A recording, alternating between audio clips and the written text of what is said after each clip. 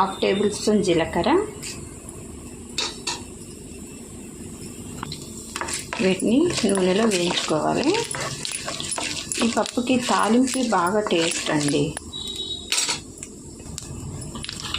4 వెల్లుల్లిపాయలు తుంచి 2 ముక్కలు,